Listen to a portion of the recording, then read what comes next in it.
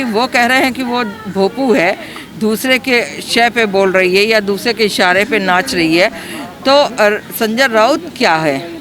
संजय राउत मेरे ख्याल से बड़े वाले भोपू होंगे। ये तो बिल्कुल शोभा, क्या स्त्री का अपमान, क्या नेता को, क्या किसी को नहीं, प्रधानमंत्री तक को नहीं। स्त्री शक्ति का रूप कहा गया, नारी निंदा ना करिए नारी नर की खान, और नारी से जन्मे ध्रुव प्रहलाद। तो नारी का अपमान करना ही मूर्खता है।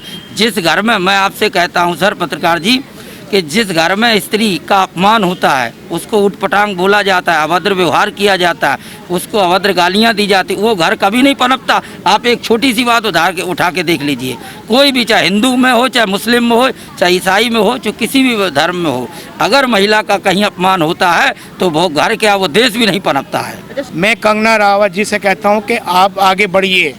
आप महाराष्ट्र में नहीं, कहीं भी जाइए, कहीं भी आप राजपूत के लिए आवाज़ उठाइए। देश की 130 करोड़ की आबादी आपके पीछे है, आपके नक्शो कदम पे चलेगी, आपके साथ बराबर चलेगी। मुंबई संजय राउत के बाप की नहीं। अगर संजय राउत कंगना राउत को मुंबई नहीं जाने देंगे तो मैं DS चौहान जनरक्षा पार्टी के राष्ट्रीय अध्यक्ष की हैसियत से उनको चैलेंज करता हूं कि वो दिल्ली आके दिखाएं। 20 जूते अगर मैंने उनके नहीं मारे तो मेरा नाम DS चौहान नहीं। अगर उन्होंने कंगना रावत के साथ बदतमीजी की तो, अन्यथा ये देश लोकतांत्रिक देश है। दिल्ली में आइए, वो मुंबई में जाएं, कोई किसी को जाने की धमकी नहीं देगा। अगर वो धमकी देते हैं तो मैं भी उनको धमकी देता हूं कि ऐसा नहीं चल पाएगा। ये सरेआम शिवसेना की तानाशाही है। आज स्वर्गीय बाला साहब की आत्मा बहुत ही कुंठित हुई होगी कि उनके ये जो चमचे कह लीजिए, कि उन्होंने जो तरह से शिवसेना का निर्माण किया था हिंदुत्व की रक्षा करने के लिए, सबसे पहले तो शिवसेना, उनके पुत्र व उनके पौत्र, उनके जो चमचे इस समय है, संजय राउत को मैं चमचा ही कहूँगा शिवसेना का, ये लोग जो है वास्तव में हिंदुत्व की विचारधारा से हट करके आज ये कांग्रेस की विचारधारा से और कुछ जो देश विरोधी लोग हैं उनकी विचारधाराओं से ओतप्रोत हो गए हैं। संजय राउत जैसे व्यक्ति द्वारा कंगना रावत को धमकी देना, ये कहना कि मुंबई आओगी तो मैं देख लूँगा, मुंबई क्या है संजय राउत के बाप की? मुंबई देश की एक औद्योगिक नगरी है। मुंबई में हर किसी व्यक्ति का अधिकार है। अगर संजय राउत कहते हैं कि मैं कंगना राउत को आके देख लूँगा तो मैं संजय राउत को चुनौती देता हूँ, फिर तुम दिल्ली आके दिखाना, मैं तुमको देख लूँगा।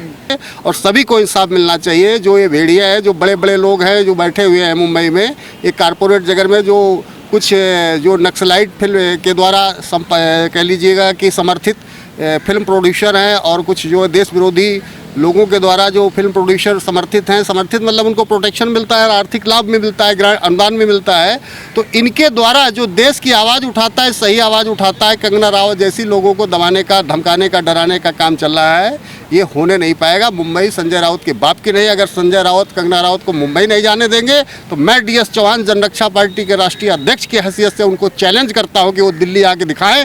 20 जूते अगर मैंने उनके नहीं मारे तो मेरा नाम DS चौहान नहीं। अगर उन्होंने कंगना रावत के साथ बदतमीजी की तो, अन्यथा ये देश लोकतांत्रिक देश है। दिल्ली में आइए, वो मुंबई में जाएं, कोई किसी को जाने की धमकी नहीं देगा। अगर वो धमकी देते हैं तो मैं भी उनको धमकी देता हूँ कि ऐसा नहीं चल पाएगा। पूरे मामले में लगातार संजय राउत बयानबाजी कर रहे हैं, लेकिन उद्धव ठाकरे है वो लगातार चुप है। वो उनका कोई भी बयान इस मामले में अभी तक नहीं है। उद्धव ठाकरे और संजय राउत में अंतर क्या है?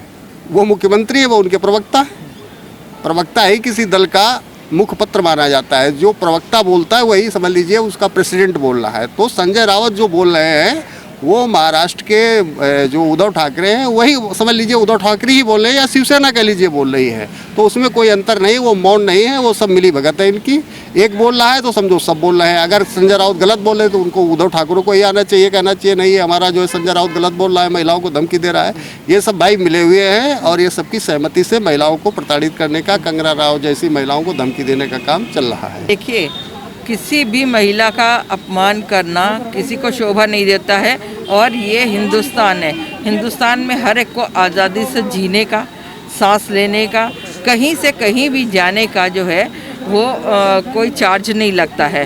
वो इंसान अपने हिंदुस्तान में कहीं भी जा सकता है और निधड़क होकर के जा सकता है। ठीक है, वो कंगना रनौत को ऐसा कहने वाले कौन होते हैं? राउत को इस तरह का कहना नहीं, इसका मतलब कि वो कह रहे हैं कि वो भोपू है, दूसरे के शय पे बोल रही है या दूसरे के इशारे पे नाच रही है। तो संजय राउत क्या है? संजय राउत मेरे ख्याल से बड़े वाले भोपू होंगे।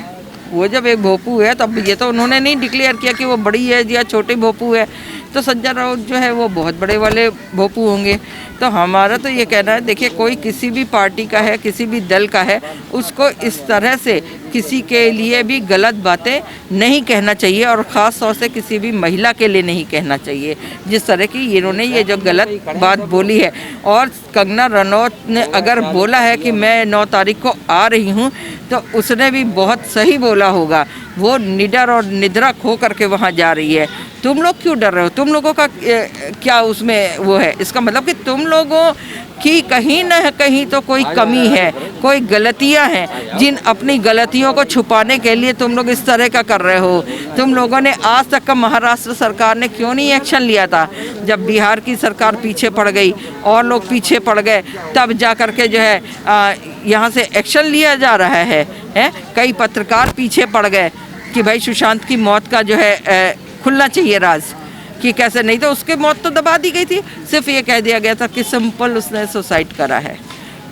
अब कैसे परत दर परत खुलती जा रही है, और अब धीरे धीरे करके उसको भी ये जो है ऐसे बहाने और डरावने कि वो वहाँ गया तो 600 साल पुराना जो है वो होटल था, हेरिटेज था, उस हेरिटेज में उसको रुकने का शौक़ था। वो वहाँ, अरे उसको रुकने का शौक़ था, तुम्हें नहीं था? तुम कह देती हम यहाँ नहीं रुकेंगे, तो वो अकेला वहाँ बंदा रुकता ही नहीं। जो खुद में संजय राउत को दिक्कत क्या हो रही है? पहले संजय राउत कह रहे थे कि सीबीआई जांच नहीं होगी, जब कंगना लगातार आवाज उठा रही है तो कंगना को धमकी दे रहे हैं। तो इसका मतलब तो ये है कि संजय राउत का भी सुशांत सिंह राजपूत के मौत का हाथ है। जो उन्होंने जो हत्या हुई है, आत्महत्या की है कि हत्या हुई है, तो इसमें दबाया गया। सुशांत सिंह राजपूत को भी मौत में इनका संजय राउत का हाथ है, मेरा तो ये मानना है। अगर वो इस बात पे पर्दा डाल रहे हैं तो कंगना राणावत के साथ आपको खड़े होके, आपकी सरकार है, जिस स्टेट में ये केस हुआ, सरकार का बनता है इसको केस को सॉल्व कराने के लिए, इसमें जो मुजरिम है उसको न्याय दिलाने के लिए, ना कि आप अन्याय और आप जो व्यक्ति आवाज़ उठा रहा है आप उसके साथ खड़े हो, आप उसको उल्टा धमका रहे हैं। क्या मतलब है आपका? और दूसरी बात, और संजय राउत का क्या है कि पार्टी में उनका जब से सरकार बनी है महाराष्ट्र में शिवसेना की, तब से उल्टे सीन ऊट पटांग बयान वो हमेशा देते रहे हैं, जबकि उद्धव ठाकरे मुख्यमंत्री हैं वो नहीं इतना बोलते हैं। और ये मतलब जो है संजय राउत का बयान हमेशा ही इस तरह का आता है। तो मुझे ये लगता है कि अगर कंगना राउत इस चीज़ में आगे आ रही हैं तो बहुत अच्छी बात है। ये जो केस हुआ है, सुशांत सिंह राजपूत की हत्या हुई है या आत्महत्या की है, तो इसका असलियत पर्दा खुलना चाहिए, पता लगना चाहिए हुआ क्या है और इसमें किन किन लोगों के हाथ है। क्या पता इसमें बॉलीवुड के जो फिल्म कलाकार हैं, विलन है, हीरो है, हीरोइन है, निर्माता है, निर्देशक हैं, और भी छोटे मोटे कॉमिक कलाकार हैं, कॉमेडियन हैं, कई हैं, क्या वो भी किसी तरह से घुटन से वहाँ जी रहे हैं?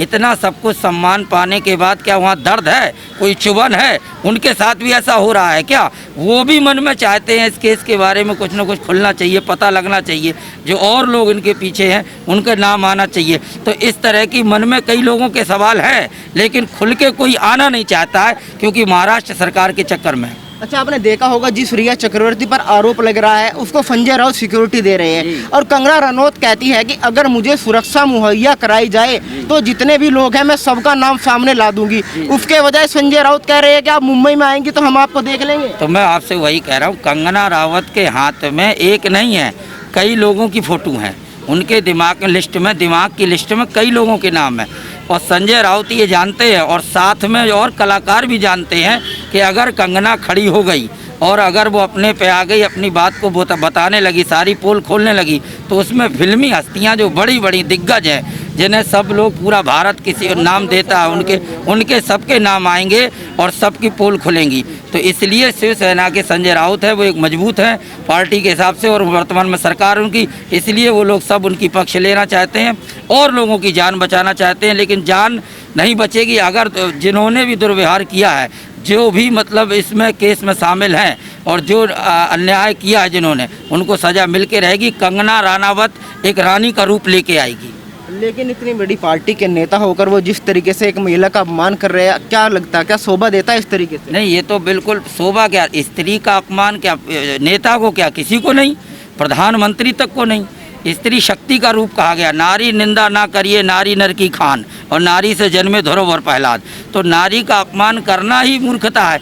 जिस घर में, मैं आपसे कहता हूँ सर पत्रकार जी, कि जिस घर में स्त्री का अपमान होता है, उसको उटपटांग बोला जाता है, अभद्र व्यवहार किया जाता है, उसको अभद्र गालियां दी जाती, वो घर कभी नहीं पनपता। आप एक छोटी सी बात उठा के देख लीजिए, कोई भी, चाहे हिंदू में हो, चाहे मुस्लिम में हो, चाहे ईसाई में हो, चाहे किसी भी धर्म में हो, अगर महिला का कहीं अपमान होता है तो वो घर क्या, वो देश भी नहीं पनपता है। अच्छा, संजय राउत इतना डर क्यों रहे हैं? क्या उनको दिखाई दे रहा है कि अगर कंगना रनौत राज उगल देती है तो उनकी पार्टी पे आँच आ सकती है? बिल्कुल आ जाएगी। और सबसे पहले तो देखिए, चाहिए कि अगर संजय राउत इस तरह से भड़काऊ भाषण बोलते हैं या उल्टा सीधा बोलते हैं तो इनको पार्टी से निष्कासित कर देना चाहिए। नहीं तो महाराष्ट्र की जो उद्धव सरकार की है, उसकी छवि जो है बहुत धूमिल हो जाएगी। तो इस तरह की चीज़ों को, और इसमें देखिए रिया चक्रवर्ती के साथ में जो है संजय राउत का भी बहुत बड़ा हाथ है। इसीलिए जिनका जिनका हाथ है वो लोग, एक भी जना नहीं चाहता है कि ये CBI क्वेरी हो और जो है ये आए, रनौत आए यहाँ पर, कंगना जो है इस तरह के जो है पोल खोले। इसमें बहुत सारे जो है आपको फिल्मी दुनिया के लोग जो हैं वो भी जो है सहमे से हैं। उन लोगों ने भी ये बोला कि सुशांत तो बहुत अच्छा था, वो कभी सुसाइड कर ही नहीं सकता था। और फिर जिसके पास अगर चलिए पैसे की या शोहरत की कमी हो, उसका तो हम समझ सकते थे कि वो सुसाइड कर ले या कुछ भी उसके मन। ये सुसाइड किया नहीं गया है, ये सुसाइड नहीं है, सुसाइड के नाम पे एक ये मर्डर है। और फिर आप बता रहे जी दरवाज़ा अंदर से बंद था। दरवाज़ा अगर अंदर से बंद था तो आपने लॉक वाला सिस्टम क्यों उसको बुला करके चाबी वाले को लॉक का क्यों खुलवाया था? अंदर से तो कुंडी भी बंद होती है, तो कुंडी का आपने क्यों नहीं वो देखा कि कुंडी जहाँ से बंद होती वहाँ या तो हम कोई चीज़ से कटवा करके दरवाज़ा खोलें? आपने सीधा लॉक का क्यों लिया? इसका मतलब ये था कि आप लोगों ने उसको मार के और लटकाया। जिस तरह से उसको लटकाया गया था उस तरह में जो है उसका जो है पैर तो ज़मीन के साथ था, वहाँ से तो उसको महिला है। संजय राउत को क्या संदेश देना चाहेंगे जिस तरीके से वो कंगना रनौत को कह रही है कि अगर वो महाराष्ट्र में आती है तो हम उनसे निमट लेंगे? देखिए, हम तो ये संदेश, सबसे पहले तो कहा गया है हमारे यहाँ, यत्र नार्यस्सु पूज्यते रमन्ते तत्र देवता। जहाँ नारी की पूजा होती है, नारी का सम्मान होता है, वहाँ हमेशा देवता का निवास होता है। ठीक है जी। और जहाँ पे नारी का अपमान होता है वहाँ देवता का निवास नहीं, वहाँ पे विनाश होता है। तो संजय राउत को हम यही कहेंगे कि बहुत शांति से वो रहें और जो है अपने दल को जो है धूमिल उसकी छवि ना होने दें। और कंगना के साथ में कोई उल्टे सीधे संवाद करने की या बदतमीज़ी करने की कोई ज़रूरत नहीं है। अगर उन्होंने इस तरह का किया तो शायद फिल्मी दुनिया के लोग तो खड़े होंगे और हम जैसे महिलाएं भी जो है हर जगह से खड़ी हो करके जो है आवाज़ें उठाएंगे। अच्छा हैदर जी, आप क्या सोचते हैं, संजय राउत कंगना रनौत से डरे हुए क्यों है?